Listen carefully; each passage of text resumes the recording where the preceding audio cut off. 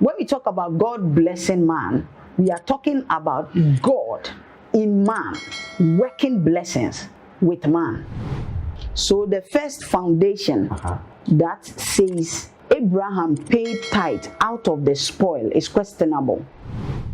So we see clearly that Jacob's encounter led to this vow from his encounter that he had with God in the dream. So why should this encounter that Jacob had become a law for other people? When we talk about God blessing man, we are talking about God in man working blessings with man.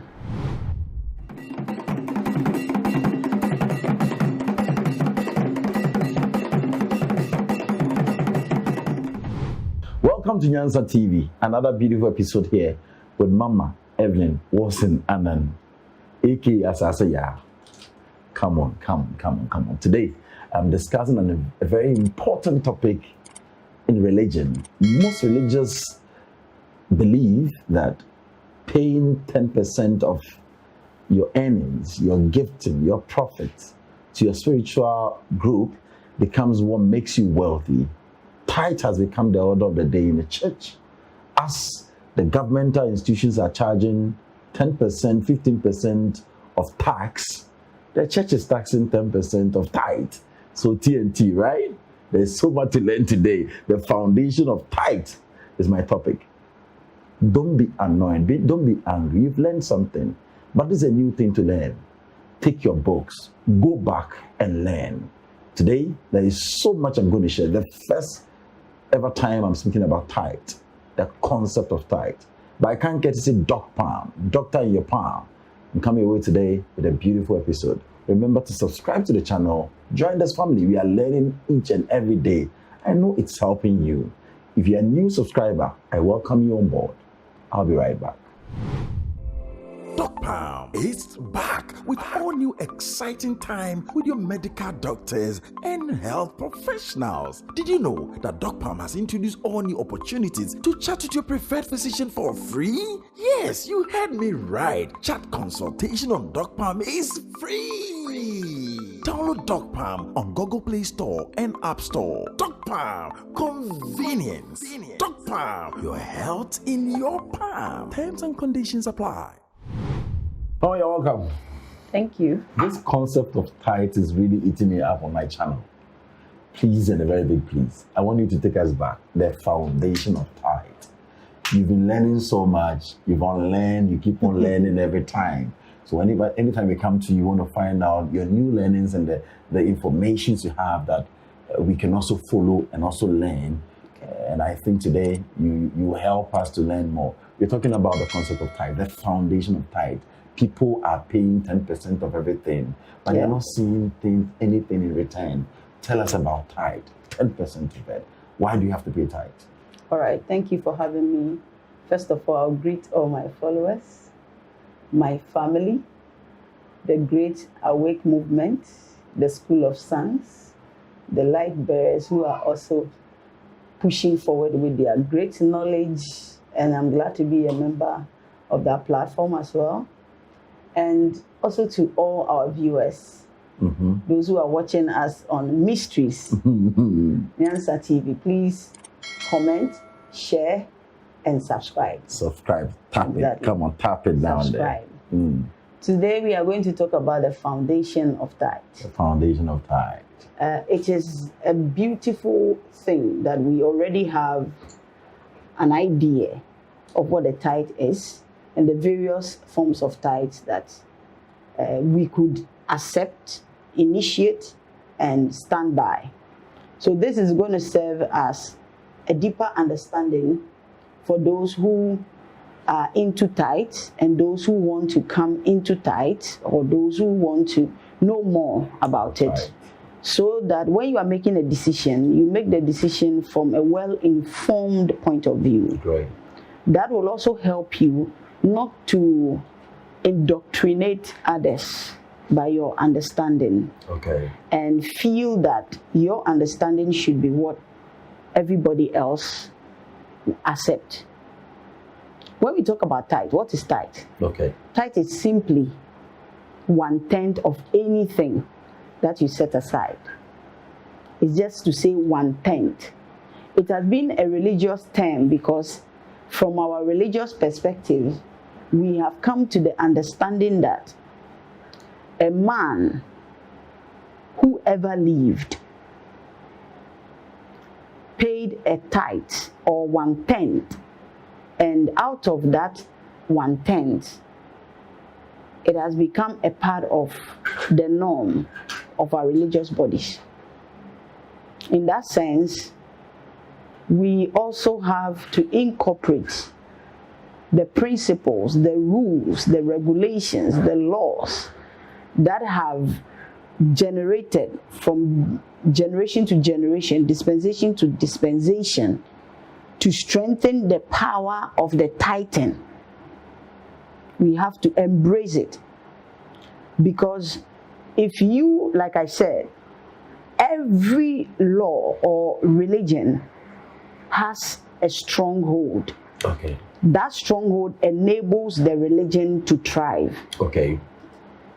A religion without a stronghold will not be able to survive seasons, because people will learn and they will grow, and out of that they may come to a point of questioning for understanding. Okay, so what you want to mean is that every religious group has something that holds the people. Yes, of course. So the moment they become enlightened, the likelihood that they may end it, they will ask questions. Will ask questions Yes. is high. That's what we call stronghold in religion. Yeah, of course. Every religion must have a stronghold.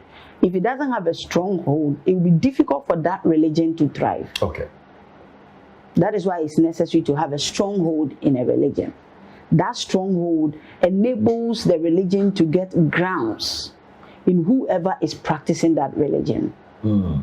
So, as tithe grew from generation to generation, it started growing a lot of branches as well. Okay. Because it has become a part of the people, and it has to make room for generational growth to merge into that religion or into that principle.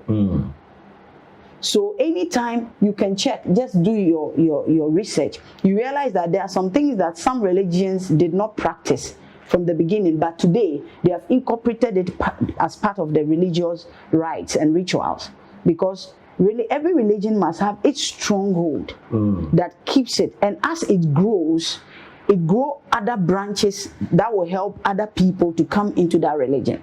Okay, some are also beginning to let go of certain things that they were holding on to. Of course. As a group, religious group.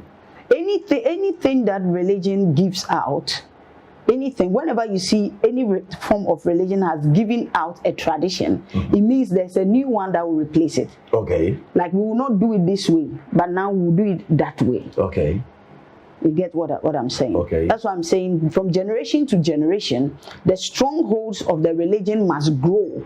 It must have other branches that will allow other people to come into the principle. Because the more we incorporate other things into the religion, the more stronger the stronghold becomes. I get it. But as people grow, they grow in knowledge, they grow in wisdom, they grow in discovery.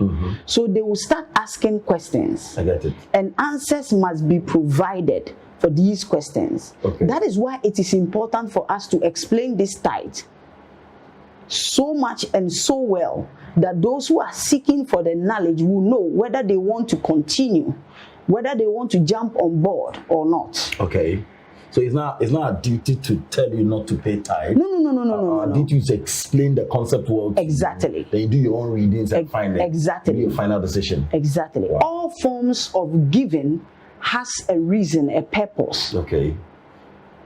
All forms of giving, including tithe, offering, whatever giving you know, has a purpose. There is a reason why that giving was initiated. So let's go into tithe. The first time we heard of tithe was when Abraham met a spiritual man called Melchizedek. Okay. Paul referred to this Melchizedek as a man without a mother and without a father. Okay. And that nobody knows his root or where he came from.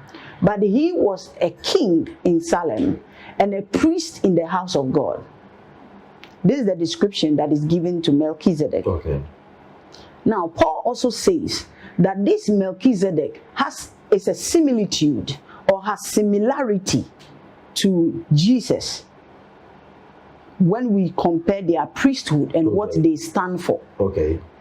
This Melchizedek has become a topic of interest because it was Melchizedek who received the first tithe ever mentioned in the Bible. Okay. So you can't go with Melchi. When it comes to the Bible. Of course. He's a pillar. Yes. In terms of tithe. And what he represents. Okay, what he represents. Number one, we are told he doesn't have a mother, he doesn't have a father. There's no root to link him to. He is a priest of God and a priest of Salem. So when you do your research and you look for the meaning of the name Salem, and you look for the meaning of the name Melchizedek, it should at least give you an idea of the communication that is going on in the Bible. Have you done that? You can do it. I can do everything. Oh no, let's remain with the topic. Now, Abraham, we are told that Abraham was making a journey. Okay. What informed the journey? His nephew Lot went to Sodom and dwelt in Sodom. There was a war in Sodom and Gomorrah. And Abraham decided that he was not going to allow the life of his nephew Lot to waste away because of the war.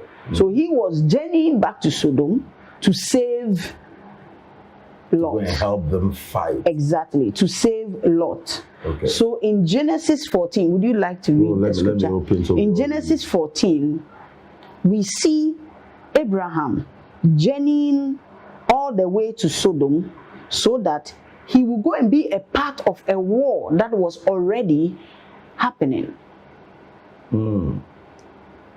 Genesis chapter number 14. 14. The verse number. Let's read from verse 16. The verse number 16. Yeah. The 16 says that he recorded all the goods and brought back his relative Lot and his possessions, together with the woman and other people. So Abraham, when he went to the war, he was able to recover his nephew Lot and recover the women and recover other people. And possessions, right? And possessions. Okay. 17 says, after Abraham returned from defeating Kedorlaomer and the kings allied with him, the king of Sodom came out to meet him in the valley of Shaveh. That is the king's valley. Okay, so Abraham, after he had recovered Lot, the women, the other people, and possessions, he was still on his journey because he had recovered and he was going. Wherever he was going, I don't know. But we are told that he came to a place called the King's Valley. That is where the king of Sodom met Abraham. Okay. Then Melchizedek, king of Salem, brought out bread and wine. He was the priest of God Most High, and he blessed Abraham, saying, "Blessed be Abraham by God Most High, creator of heaven and earth." So Melchizedek also met Abraham in the King's Valley. And he gave Abraham, or shared with Abraham, bread and wine. Carry on, please. And praise be to God Most High, who delivered your enemies into your hands. Then Abraham gave him a tenth of everything. So Abraham gave him a tenth of everything. Now, let's pause here. As our viewers are watching us, everybody just start thinking about the whole story. What is that everything that Abraham gave a tenth out of? The thing he went to war. What are those things? The possessions? He mentioned possessions, he mentioned the people. I think it's quite a number of thousands. So do you think that Abraham might have given out some women and other people as tithes? Could that be possible? If 10%, I might believe. Okay, I will rather, not go to that area. Okay. Let's assume it's an assumption because none of us knows better. because the story does not include everything. Okay. Whether he gave women as tithe or gave children as tithe or gave, we can't tell, but we know that definitely he gave something as tithe. I get it. And in our minds, it will be the possessions, Okay. the spoils that he got out of the Gold, war. the silver, the things that he got out, the sheep, the cattle. Out of the war. Okay, continue, please. The king of Sodom said to Abraham, So the king of Sodom said to Abraham, now came to Abraham and said to Abraham, give me the people and keep the goods for yourself. you give me the people and take all the goods for yourself. But Abraham said to the king of Sodom, with raised hand I have sworn an oath to the Lord, God Most High, creator of heaven and earth, that I will accept nothing belonging to you, not even a thread, nor the trap of a sandal, so that you will never be able to say, I made Abraham rich. So Abraham said to the king of Sodom, I have vowed to myself that I will not touch anything that I recovered out of the war, so that you will not say that you made me rich. I will not touch anything. I won't take anything, not even a shoe, lace. Yes. That's what Abraham said. So what actually did Abraham give to Melchizedek? It means he did not, if according to this oath, it means he did not give anything to the king of Salem. If Abraham paid tithe out of the spoil, Oh, it means he did not pay tithe. Wow. I can't say, I don't want to make assumptions, but it's an opportunity for us to widen the understanding we have I get it. around the tithing. Because we believe that Abraham made spoils out of going to deliver his nephew Lot. In the war, he took some possessions. He recovered the women. He recovered the men. And the king of Sodom said, you take all the possessions that you recovered and give me the people. And Abraham said, I'm not taking anything. I've not even laid my hand on anything, because I don't want you to say you made me rich. So I have vowed to myself, I will never touch anything that I made or I may have recovered from the spoil. Whoa.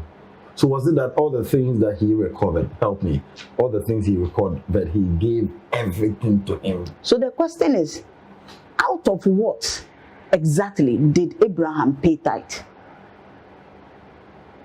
If he decided not to touch any of the possessions that he took from the war.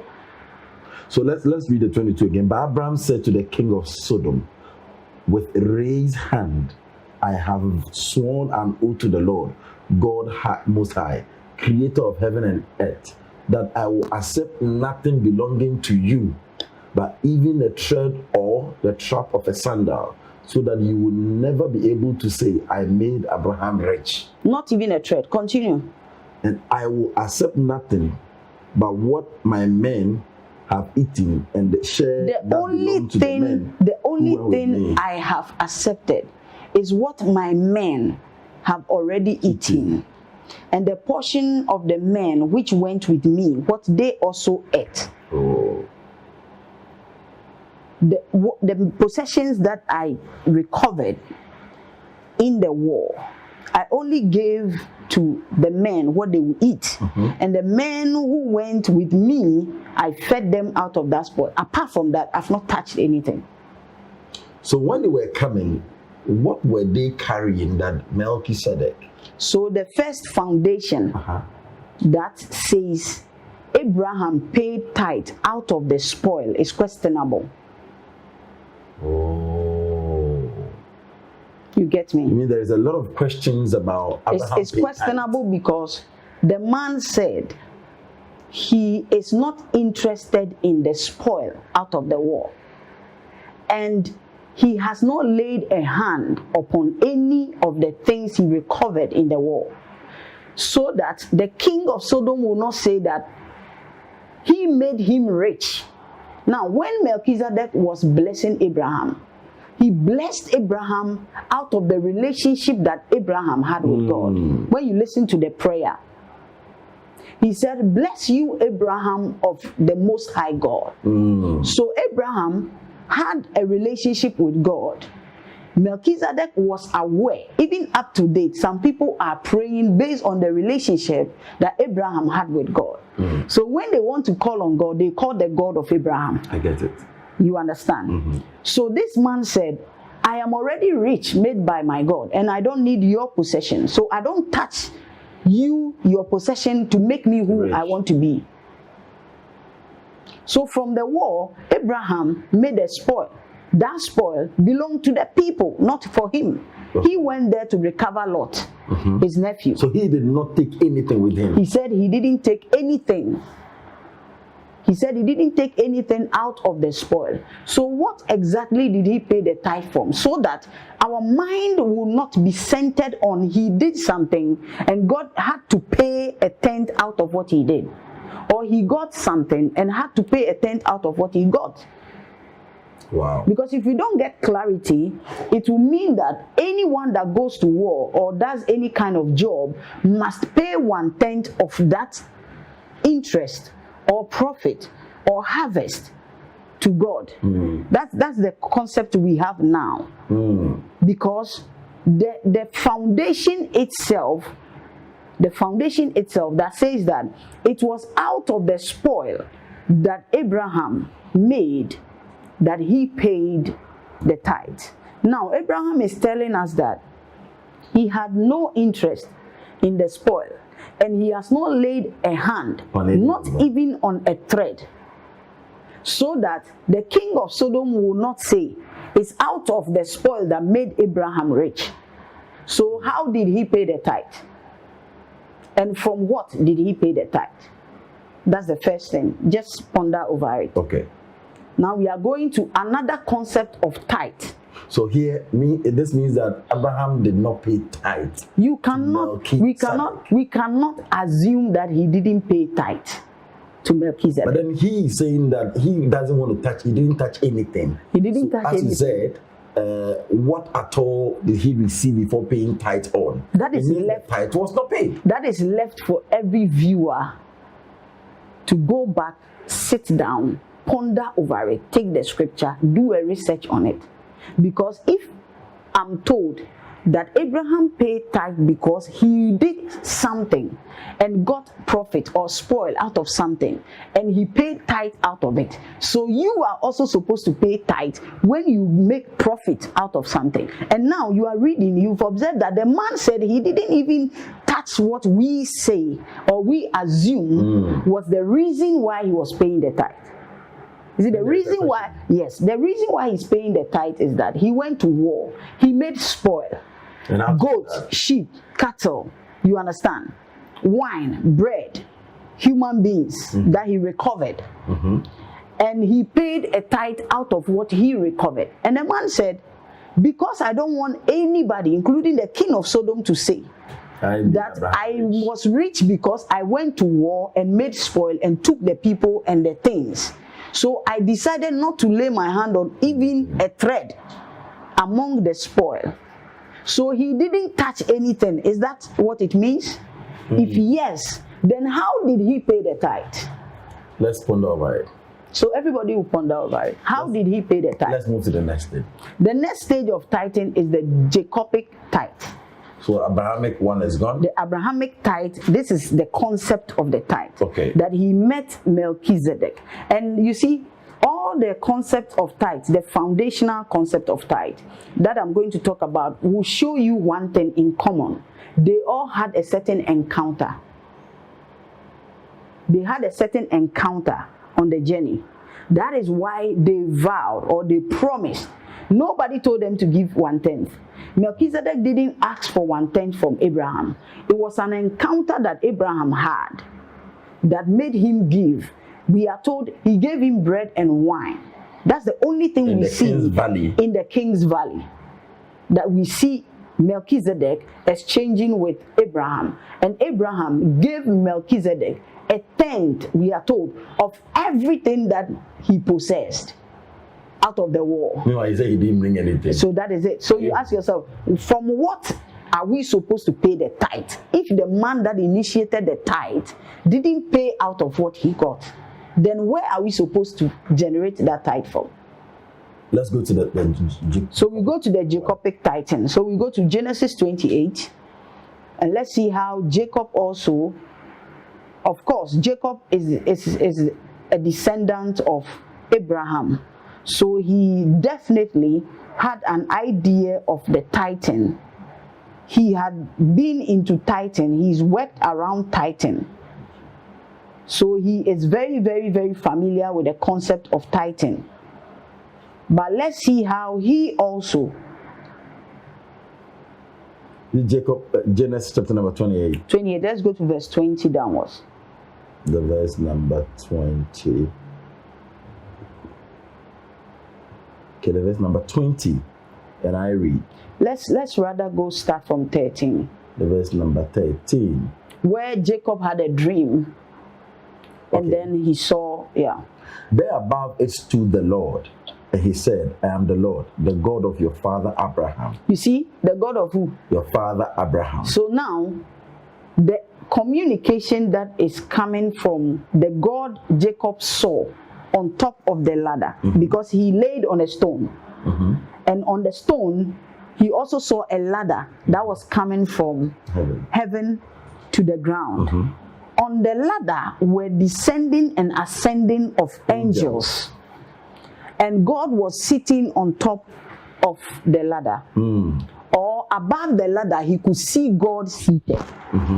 And then he started narrating what transpired in the dream and what made him make the vow of tithe. From the beginning, he mentioned his grandfather, Abraham, his father, Isaac. So you see where his concept of God, his reverence to God, his knowledge of God comes from. Accepting that was God is through his father. Yes. I get it. That is the God of my father. So when he saw it, he knew this is the God of my father, Abraham, my father, Isaac. Continue, please. So I will give you and your descendants the land of which you are laying. 14. Your descendants will be like the dust of the earth, and you will spread out to the west and to the east, to the north and to the south. All people on earth will be blessed through you and your offspring. I am with you and will watch over you wherever you go, and I will bring you back to the land. I will not leave you until I have done what I have promised you. 16. When Jacob awoke from his sleep, he thought, suddenly the Lord is in this place, and I was not aware of it. He was afraid and said, how awesome is this place? This is none other than the house of God. This is the gates of heaven. So he said, where he was standing is the gate of heaven, because that is where he had his encounter. Remember, Abraham had his encounter in Melchizedek. The valley.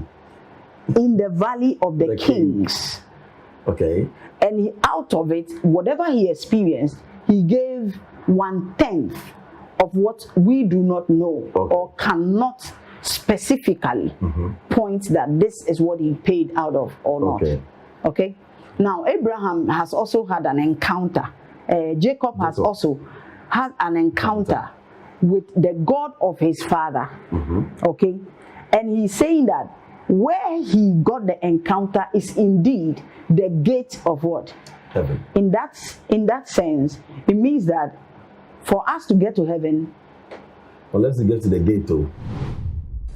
Shanti Chi presents In Their Arable Storytelling Family Retreat, Ghana, 16th to the 30th of September 2023, exclusively for melanin-rich families to celebrate African storytelling and our artistry, to create new stories to nurture our well-being, to reconnect with nature and enrich our spirituality, to develop our African storytelling practices, to build a community and align with our ancient wisdoms. Contact us to secure your place. 0758 222 8967. It's time to step up and step out. Pow, pow, pow. Welcome back. So let me go to the verse number 18. Early the next morning, Jacob took the stone he had split under his head and set it up as a pillar and poured oil on top of it. He called that place Bethel, though the city used to be called Luz. Continue, please. 20. Then Jacob made a vow, saying, if God will be with me and watch over me on this journey I am taking, and he'll give me food to eat and clothes to wear, so that I return safely to my father's house, then the Lord will be my God, and this stone that I have set up as a pillar will be God's house, and of all that you give me, I will give you a tenth. So we see clearly that Jacob's encounter led to this vow.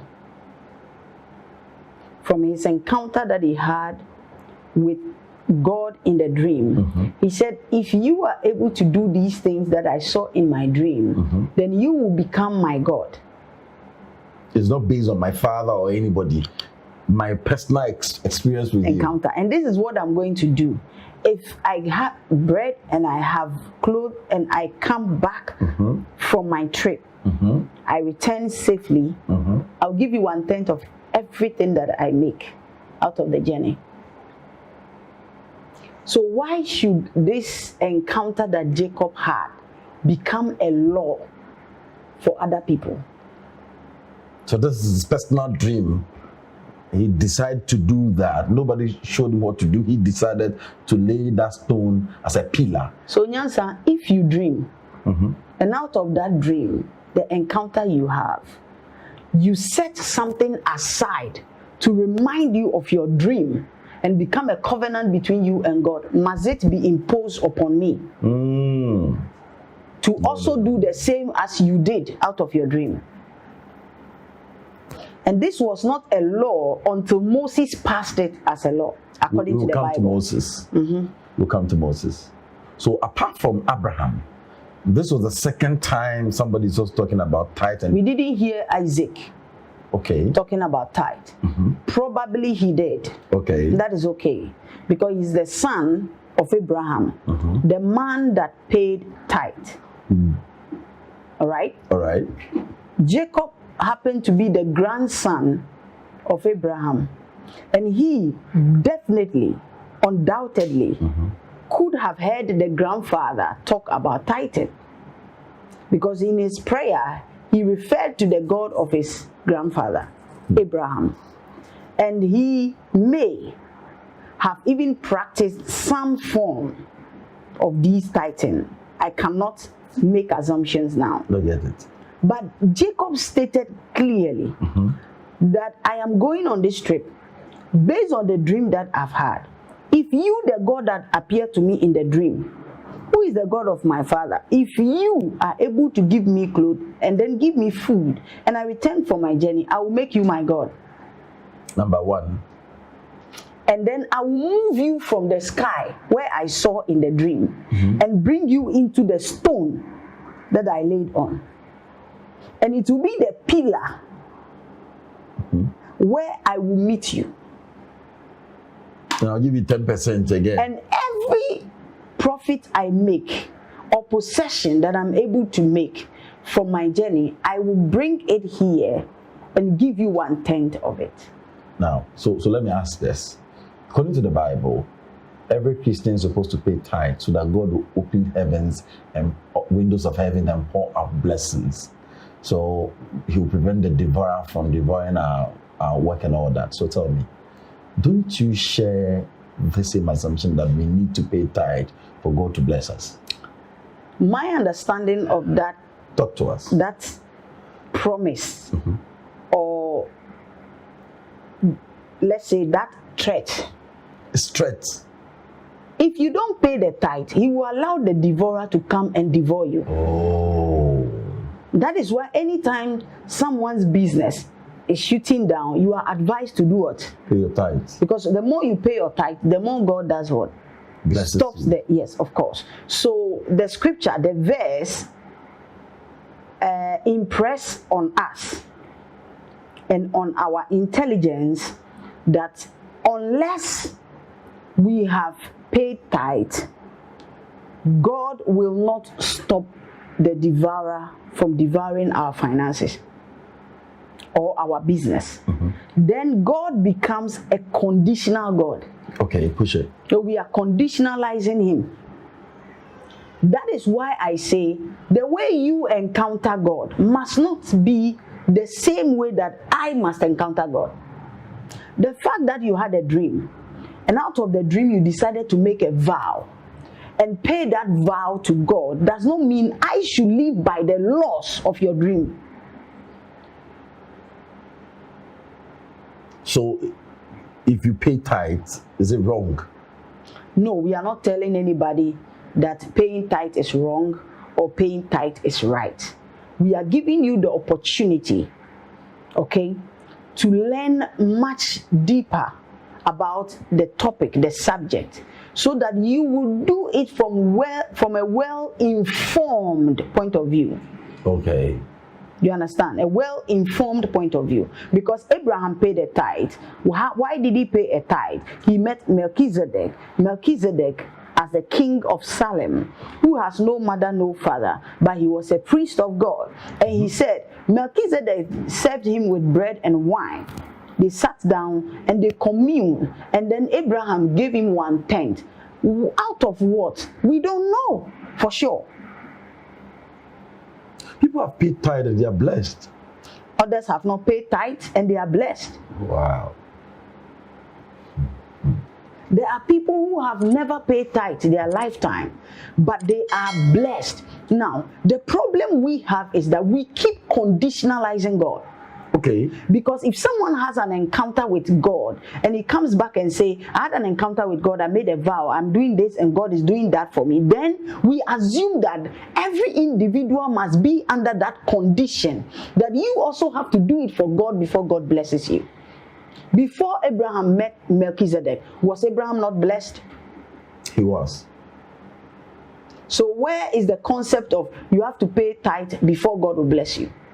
So it's not like that. That is not how it is. It has never been like that until someone else interprets it to you differently. So now I'm giving you the opportunity to go and interpret it for yourself. Because there are people who do not even call upon the God of Abraham or Isaac or Jacob, because the reason why Moses made this a law to the people of Israel is because the people of Israel are the children of Jacob who made that covenant. What am I supposed to look at before paying tithe? Revelation, of course.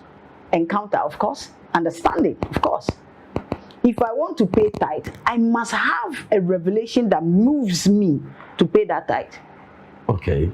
So there are some people that they will receive a revelation within their spirit to pay tithe to certain people in their lives or in the circles of their lives. The tithe is there to elevate or amplify the act of love. That is it. The act of love. So much so that if I am working from a different angle of life, you are also working from a different angle of life. There is one among us who is not working at all, but seem to serve us. Then the proper thing to do is that whatever we get out of what we are doing, we can give a portion to that person. Bless the person. Are you with me? Yes. But the tithe has become like a condition for prosperity, a condition for good living, a condition for stability. So if you don't pay the tithe, then God will not bless you. But that is not the point. And I don't think any pastor says this. I don't think that any pastor, whether here or beyond. We hear people preach about this seriously, that if you don't pay tithes, things will be tight for you. You see, then God is a conditional God. Then that God that is being presented to you is a conditional God. And the universal God is unconditional. He doesn't bless you because you do something for him. As a matter of fact, when we say God blesses you, it's not like God throws blessings from the spirit as you are sleeping, the next morning you wake up, the blessings will be all around you. No. When we talk about God blessing man, we are talking about God in man working blessings with man. Let me take that again. Take it. Who created you? God created. What in you proves that God created you? Life. The breath inside the life. Breath of life. That is why when man was made, the breath of God was given to man. Okay. So what is that breath that is living inside of man? That is God. That is God. And me, I'm also breathing God. I'm also breathing life, isn't it? I am God, you are God. So God help those who help themselves, meaning those who help themselves is the way God helped them. So I give you a helping hand, you also turn and give me a helping hand. So God help those who help themselves. If we don't help ourselves, God is not coming to help us. Assuming there's a house by my house or your house, all they do is that they make sure they help each other in everything they need. And in our house or your house, there is nothing like we are helping each other. Each one for himself. Each one for himself. Among these two houses, which of them will say God has blessed them? Those that help themselves. Which of them will actually enjoy the blessings of God? Those that help themselves. Did God throw the blessing from the sky? No. Why? They help themselves. So you're implying that it is God doing it, and the God is me, the God is you. Of course. Where in the Bible was it made a law to pay tithe? It is, you see, it's Moses that brought this as a law. Moses. Yes. Moses, when he was bringing the children of Israel, of course, the children of Jacob, from Egypt, he made it a law because one of the children of Jacob was set aside so that he can do all the service, the spiritual service, the oracles, the ordinances, everything that concerns their prayer, everything that concerns their sacrifices, everything that concerns their rituals. This one son out of Jacob and his descendants are responsible for that duty. So therefore, as the other brothers go out to work, it was passed as a law because it was a vow that their father made to their God. So in that sense, the best thing to do is that as one is set aside, the rest of them will work and they will try to help their brother who is not working. So that he will also be doing the intercession for them. Of course. So you are paying them for a service.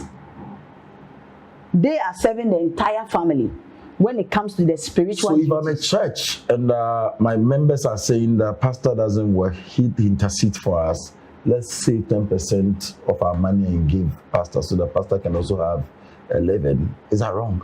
Oh, there's nothing wrong with that. Absolutely nothing.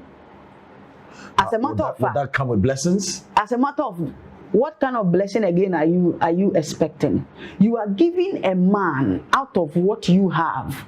You are giving to that man for the service of that man. Where is the blessing you are expecting again? So this becomes paying the person. Of course. Okay. He is rendering a service to you.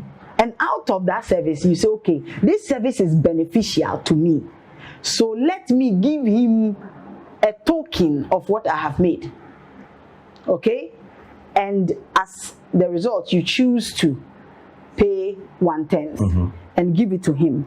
That is the way of honoring the service is made in your life. But that does not mean it is God who is asking you to pay that tithe so that he will bless you. So the pastor should not speak to it as if that is what God is saying. Without it, you're not going to survive in your business. If it is God that is asking for it, then the foundation of tithe is shaky.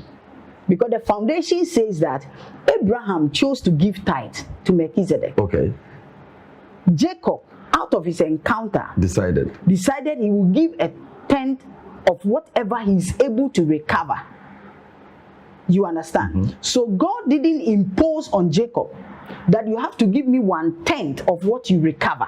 But Jacob, out of his own initiative, made that vow to God. Oh. Okay. So if you say that God is insisting for tithe before he blesses you, or it is tithe that will cause God to command or stop the devourer from your business and your finances, then you must go back to the foundation and correct the foundation.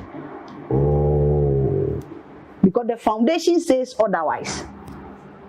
If you are paying tithe to your pastor, your leader, whatever it is, and the purpose of paying the tithe is that he is rendering a service, and out of that service he is not able to go fend for himself, so this is your way of supporting the pastor, then that is it.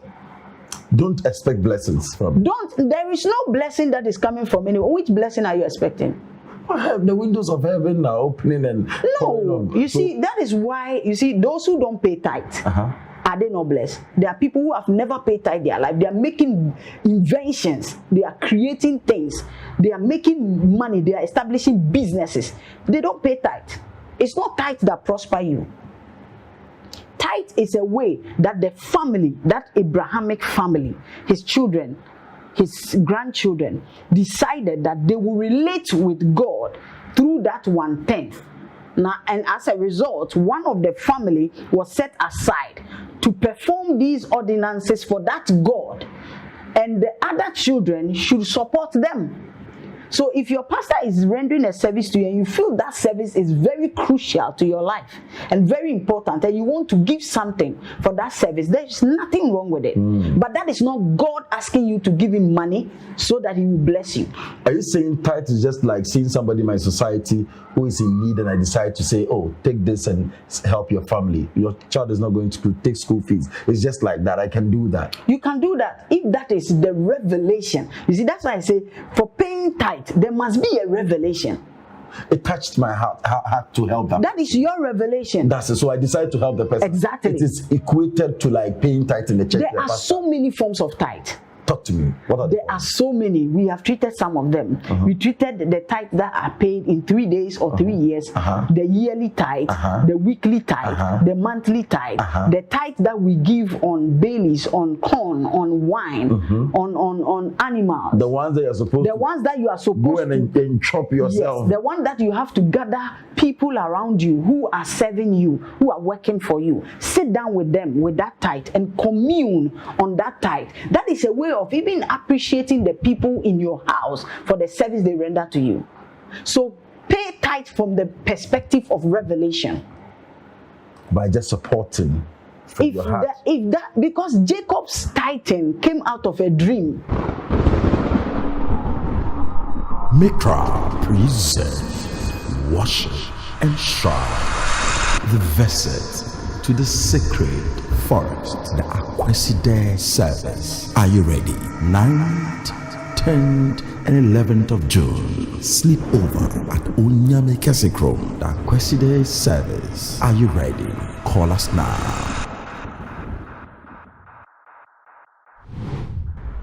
Let me ask the last question. So, in short, you don't pay tithe for blessings. That will conditionalize God. You don't pay tithe so that God will open heavens to you. No.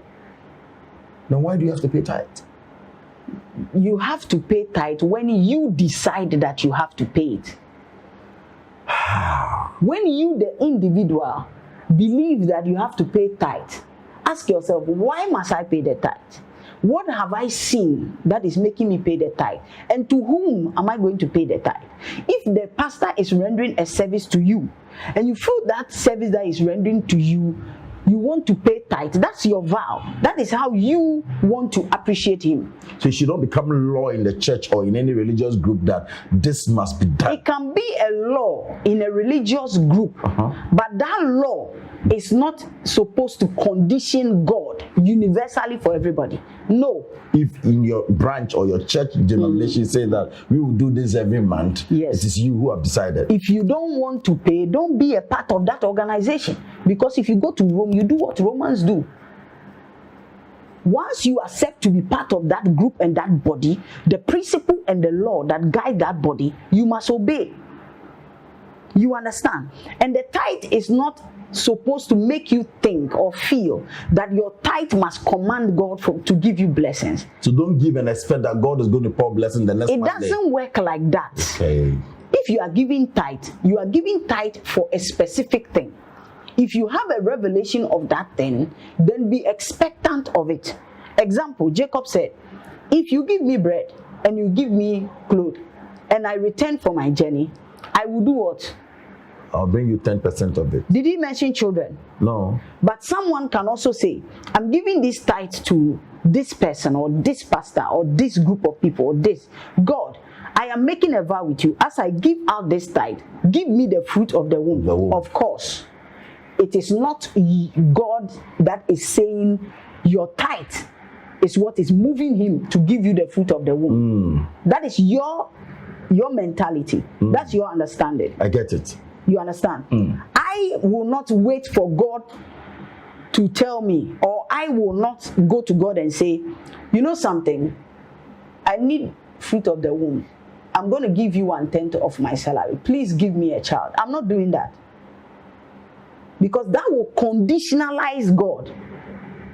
I don't want the God I serve to be a God that only gives you out of condition. No. Ask. Because right from the beginning of our search into who God is, we are told that God is unconditional. Knock shall be open. Seek, you will find. Ask, you will be given. What about that? He said, ask and you will be given. So if we are even going by ask and you will be given, why is it that people ask and he doesn't give them? That they have to now pay before he gives to them, or impress him with a certain token that without it he will not stop the devourer. Is it a name that makes it difficult for us to understand or something? Because we have different forms of giving in the church. Why must we put the word tithe on it? Because if just giving to support the pastor from your own will, or thinking that the pastor doesn't do anything, you want to support the pastor, that is it. And I can decide to just put an envelope and bring it. Sunday, people do first offering, people do my first fruit to my pastor and all that, which is directly to the pastor. Then what about the tithe? You see, when we start imposing a family encounter with their God on the entire universe, this is the problem that you get. What do you mean by that? You had a dream.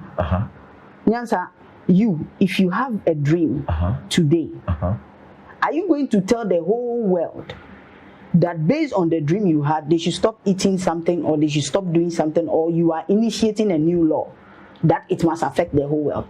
No. So why must someone's dream affect the whole nation, the whole world? That he had a dream and he said, God promised me this, that he was going to do it for me, and I have made a vow on what he has promised me. Therefore, the whole world, before God will answer your prayer, you have to do the same as I have vowed to him. Does it make sense?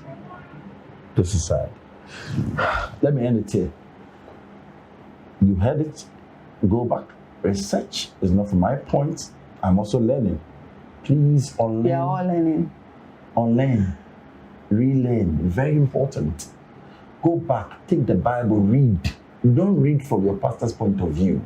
Don't go and take your pastor's preaching and let that become the basis of what we are learning here. Take it off. Read the Bible from your own view and understand the story. Thank you very much for watching. Doc Palm, thank you very much for the support. Doc Palm, doctor in your palm. This opportunity for you to have access to a medical doctor for medical consultation with no movement. Whenever you find yourself, you can have access to a medical doctor through direct video calls. Then the doctor will attend to you, give you directions. Sometimes first aid comes your way before you even get to the hospital. This is super. Doc Palm, doctor in your palm. Thank you very much for watching.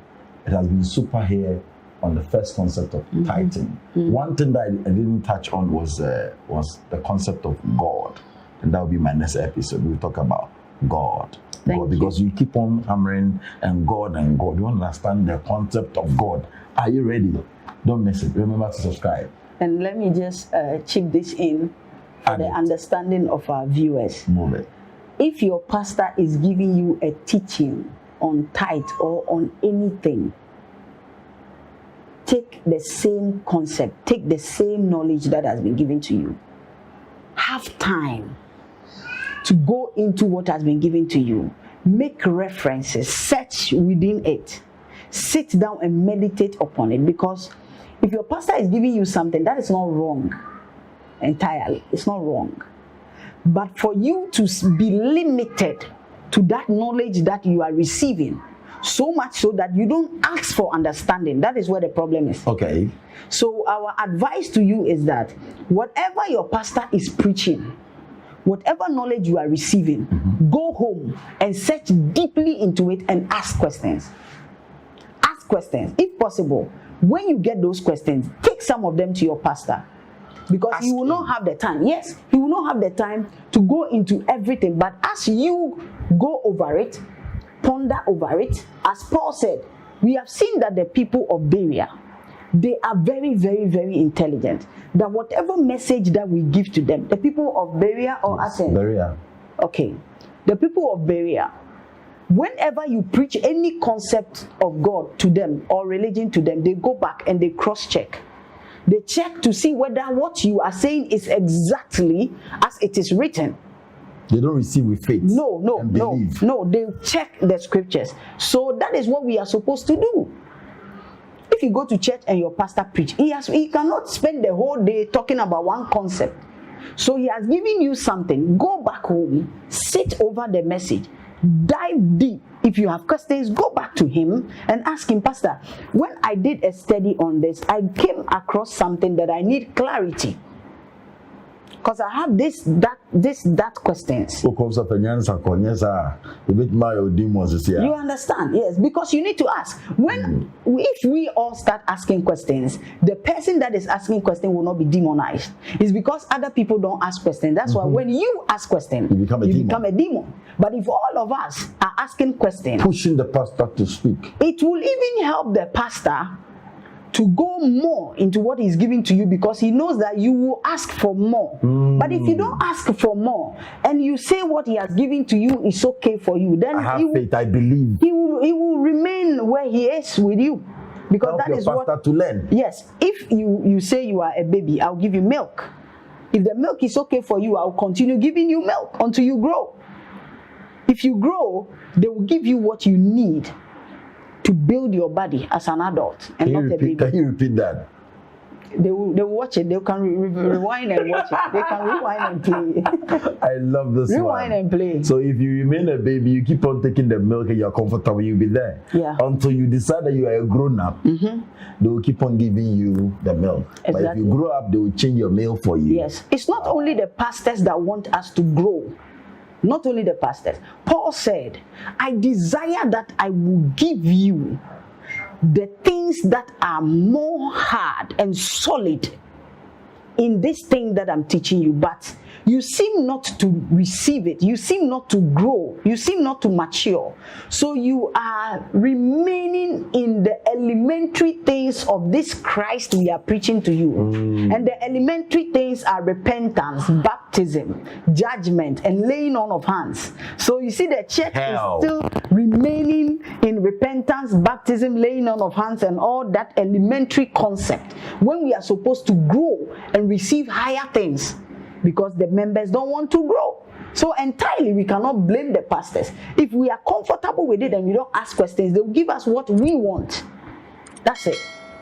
Thank you very much. You're welcome. Remember to subscribe. Bye for now.